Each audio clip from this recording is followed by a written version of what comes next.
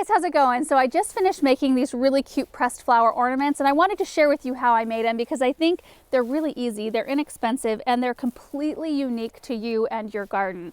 A couple of my favorites, this one right here with the lavender, this is the Sweet Romance lavender we grew in front of the vegetable garden. And then this one here has buried treasure red strawberries, Lady Godiva yellow calendula. There's a zinnia that pressed pretty decently. I really like the shape of this one here with more lavender. I think that's really cute and kind of like a sleek look. Really pretty violas. There's some heuchera. This is a wildberry heuchera.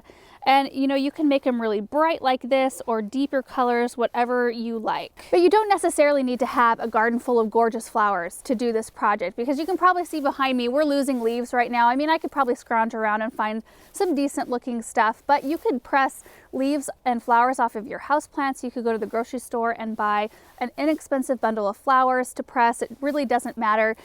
You can use whatever you want for a project like this. So I just want to go through the whole process. So first off, you have to make the white ornaments. And to do that, you'll need to get a saucepan and measure out 1 cup of baking soda and pour it in.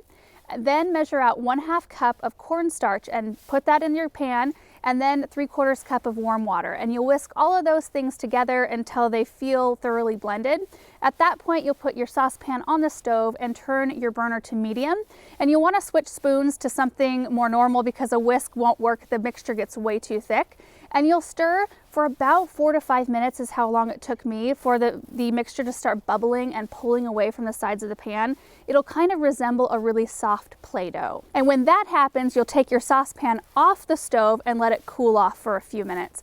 And after that's done, it usually takes 3 to 4 minutes. The dough will still be a little bit warm, but you'll turn it onto your counter and knead it a few times until it feels really soft and pliable.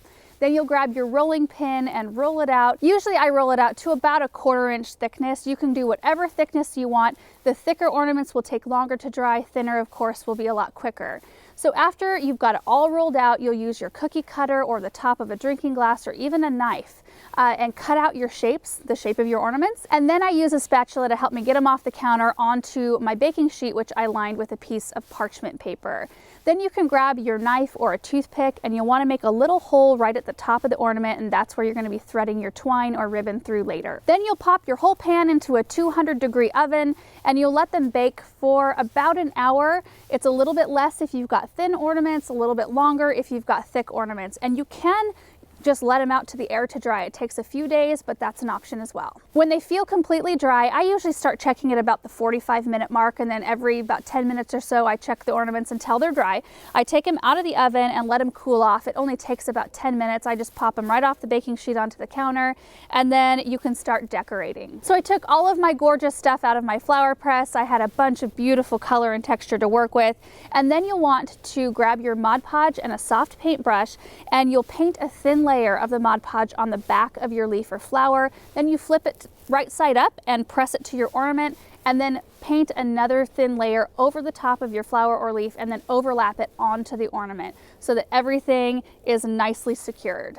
After they're all dry, then you'll grab your twine or ribbon, cut a short little piece, thread it through the hole, tie it off, and then they're ready to hang on your tree. So that's it for this project. It's super easy. This right here is 2 batches worth of ornaments right here. And when I bought the baking soda and the cornstarch, I bought the biggest boxes that I could find. I think I could get about 5 or 6 batches out of those 2 boxes. So for 5 or 6 batches, it would only cost $5 less, you know, the cost of twine, which is pretty amazing because you can outfit a tree pretty quickly with this many ornaments. And I think it would be really fun to do this every single year, maybe with a different color of dough. So like this year we have white, maybe next year I do a batch and add a little green, maybe the next year we make them like gold.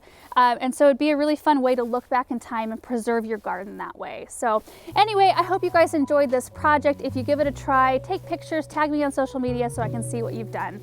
Thank you guys so much for watching this video, and we will see you in the next one. Bye.